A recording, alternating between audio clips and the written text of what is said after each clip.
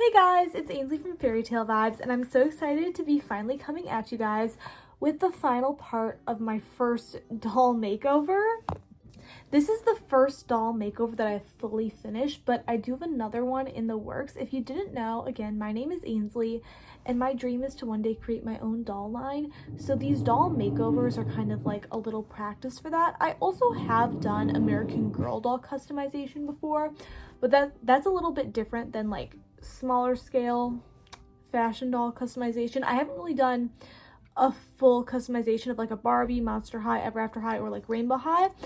But what I have been doing are these doll makeovers. And now, if you don't know what I mean by that, is I have done some touch-ups to the face, but it's mainly just restyling the hair, not rerooting it or anything, and then also making a whole new outfit. Because when I have done doll customizations in the past of American Girl dolls, I do customize them, like I change their hair, their eyes, everything, but like it's not like I'm making them their own character or like their own outfit.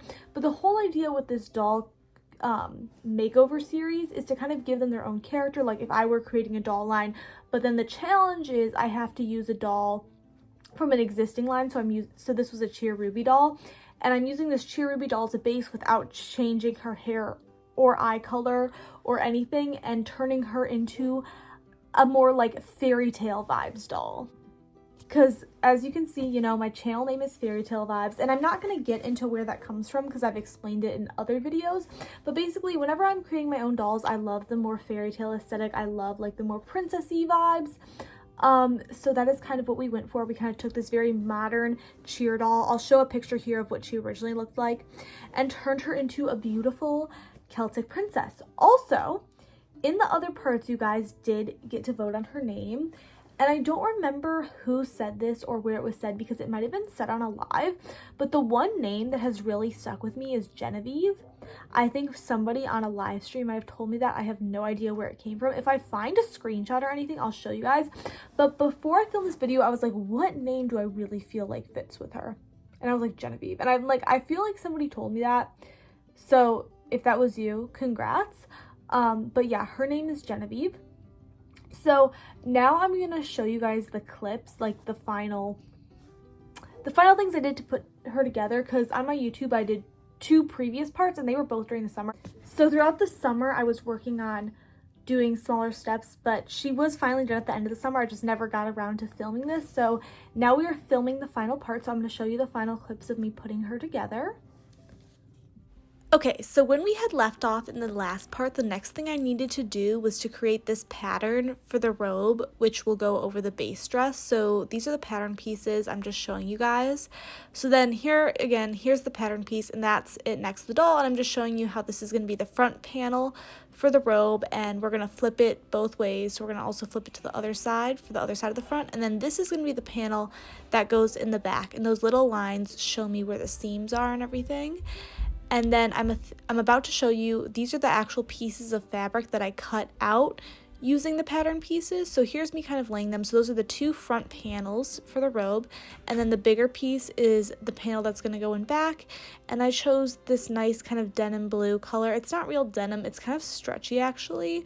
But I was just trying to reuse things that I already had in my collection, because I have a lot of old fabric from when I used to make doll clothes when I was younger that I haven't like used up, so I wanted to like be resourceful. And then I'm showing you guys this fabric because I'm gonna have it go on the inside of the robe, so I want to show you what it's gonna look like underneath. So that light blue is gonna be what we're gonna line the robe with, so that's what you'll see underneath. So here you guys can see that I cut out this light blue piece of fabric, which is gonna be the interior lining of the robe, and I'm placing it back to back with the fabric that's gonna be for the exterior of the robe, and I'm gonna sew them together and then flip them inside out. And then here I'm deciding that I'm actually going to leave the side seams open, because in the end I'm just going to sew them to the front part of the robe anyway, so it doesn't really matter. And I'm deciding that I'm actually just going to sew the top together, and you can see that's the top of the robe, and the bottom of the robe together, and then flip it inside out. And then here I am realizing, oh, I need to make the sleeve pattern. See, I left room for the sleeves, but now I need to actually go in and make the sleeves. So that's going to be a fun ride because I've never really done that before. So here I am looking at the kind of sketch I made, and this is what we need the sleeves to look like. So now I'm gonna go ahead and figure that one out for myself. Now I have to do my least favorite thing, which is figuring out how on earth I'm going to pattern these sleeves. Update, so I did not show you guys while I was drawing it, but this is what I came up with for the sleeve pattern. Basically, this distance is the distance from like the top of her shoulder to the bottom. It's a little bit larger, you know, but mostly. And then side to side, I just like kind of guesstimated that, how far apart that needs to be. Actually, you know what that probably should be? Like it should probably be like the distance around her arm. It's probably big enough. And then I kind of just from here to here measured how far down I want like her sleeve to hang like that. Because when the sleeve's actually on, it'll be like, you know, like that. So, and then of course this extra thing, that's the seam allowance. So yeah, this is what we have for the sleeve pattern. I'm debating whether or not I want to first cut it out like on a test piece of fabric and just see if it fits her arm right. I might do that first. So I had this random piece of green fabric that's kind of ugly, so I decided that I'm just going to cut a sample sleeve out of this so I don't waste any of my good fabric. So here's the sample sleeve that I cut out, and as you can see, it works pretty good. Obviously there's a little extra space because of the seam allowance because I didn't actually sew it together, but I just kind of wanted to hold it up to the doll because, you know, fabric bends a little differently than the paper does, and this does seem to fit the doll well, so that gives me the go-ahead to go and cut the sleeve out of my good fabric. I'm kind of laughing to myself right now because I basically traced the pattern for the first sleeve onto this fabric, but guys, it's a yellow triangle. It's giving Bill Cipher vibes. I don't know if you guys think that's funny, but I think it's funny. So anyway. So here I am, and I'm using the sewing machine to sew the lining pieces of the robe to the exterior pieces of the robe. And you guys will notice when I'm doing my doll projects, I won't always use the sewing machine, and that's because oftentimes when I'm sewing smaller things, the sewing machine can snag on them. But these pieces that I'm sewing with are big enough to use on the sewing machine, and the fabric's also fine, and it's not making the sewing machine snag, because I recently tried to use the sewing machine on my other doll project, and it totally snagged it. So this is what it looks like now that I've sewed the two pieces of fabric back to back, and what I'm showing you guys here is that I cut off the extra seam allowance because you have to leave seam allowance so you have enough room to sew, but I had to cut off a lot of it because otherwise it would be too bulky. Now I'm showing you guys this piece, and as you can see, I did not cut off the seam allowance of this one yet, and there's a lot more extra on the side outside of the seam. And I'm showing you guys, this is what it's going to be like when I fold it inside out. And basically, when I fold it inside out, I just don't want the seams to be bulky. And also, when I fold it inside out, I'm going to iron it. And here's another clip, and this is me showing you guys how after you cut the seam allowance, when you turn it inside out, it's less bulky, it lays more flat, and those are the little pieces of seam allowance that I cut off. They're just laying there. So yeah, guys, that's a pro tip. Okay, I hope you can see this. Oh no, you guys can't. But anyway, I'm gonna iron the fabric now. I'm trying to figure out what a good camera angle is. Okay, that's good. You can see my bed, but at least you can see the ironing board. It's not really an ironing board. You can't even see me. I don't know what a good angle is. Actually, I can like sit down. But yeah, I'm basically ironing, like I just showed you in the last clip, I folded these guys right side out, so now I'm ironing them so they stay like that and they're nice. I also have this. Sometimes water helps. I don't know. I'm gonna give a little spritz. So it's kind of steams it as it irons it, and then I'm just gonna make sure it's folded the right way. But yeah, I thought I would just show you guys how I'm doing this. So here I am, and I'm just making sure everything's lined up, and now I'm starting to iron it, and I'm making sure to press the seams down nicely, and I'm making sure to flatten it out and that there's no wrinkles left in the fabric. And then I'm going to flip it over and do the same thing to the other side. But I'm also going to repeat this same process on the other two pieces of the robe, and then also on the sleeves. The sleeves I didn't include any lining for because they're just pretty small, and it would have just made them too bulky to have lining, and you don't really even see the inside of the sleeves that much.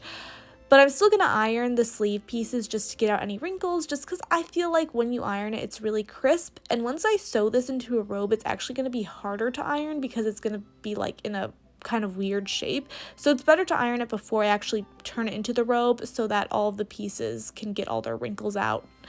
And yeah. So here's what the pieces look like now that they're done being ironed, and you can see that they are just like so crisp and honestly kind of satisfying. Like, look when I flip that over. So nice. But I did realize that I kind of made a mistake.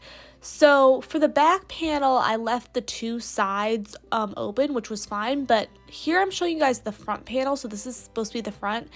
And what I'm showing you guys here is that I should not have left the stitch on the front of the front panel open, because the back side of the front panel, I don't know if that makes sense, I'm trying to show it here, will be sewed. So these two pieces will be sewed together there. So I didn't need to finish that stitch. But I also left the stitch on the front unfinished when I really should have finished it.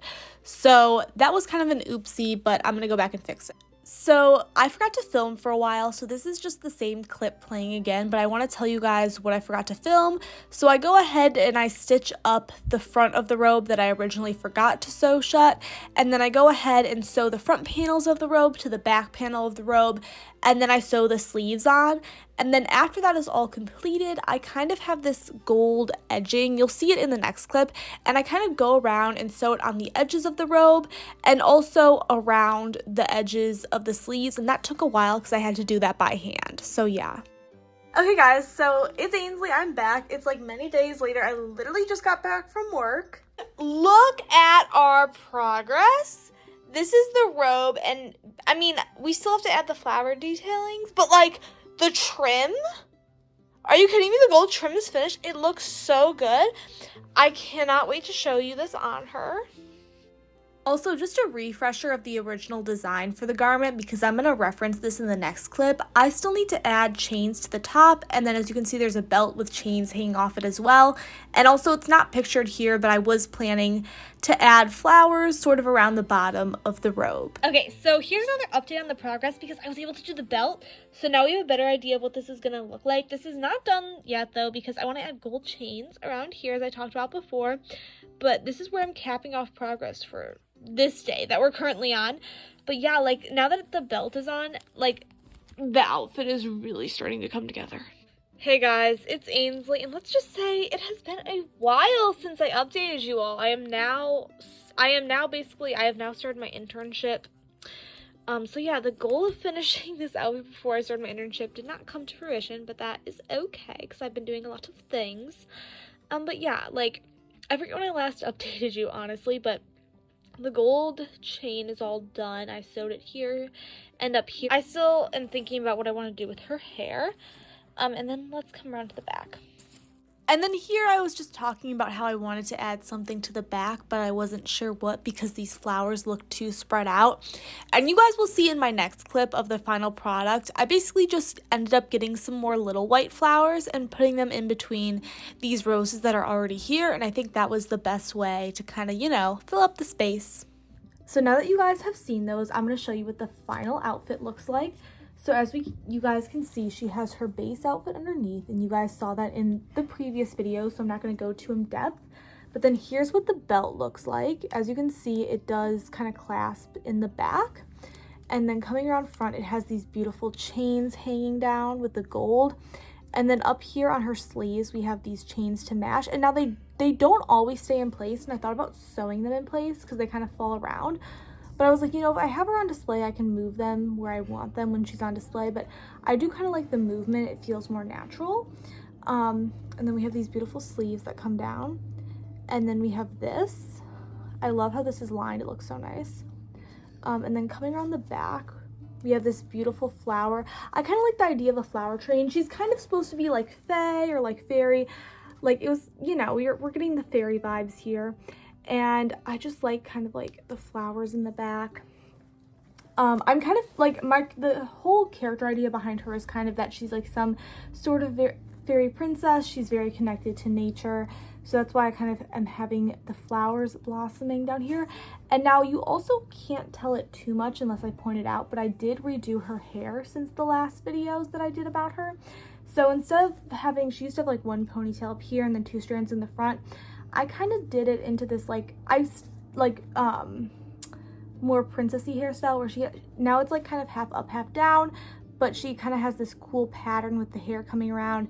and then it's kind of twisted back in the front because I really like it being long. And now that it's out of the pony, because again, it used to be like this and it was still really long, but now it's even longer. But yeah, that's what her hair looks like. Also, I just love, like, part of the reason I want to do this challenge is because I really love this base doll. Like, the hair is just so beautiful, like the different shades of red. So I'm so glad, you know, I got to kind of give this base doll a makeover. I also, you've seen it in previous parts, but I took the cheer makeup down here, and the blushing that I gave her just looks so nice. So yeah, this is Genevieve. This is what she kind of looks like in her final form. She doesn't have shoes, but honestly, I didn't consider making her shoes because since I want her to kind of be a fairy, I like the barefoot vibe. Another thing she doesn't have are earrings. If you guys have ideas for earrings, maybe I could make her some.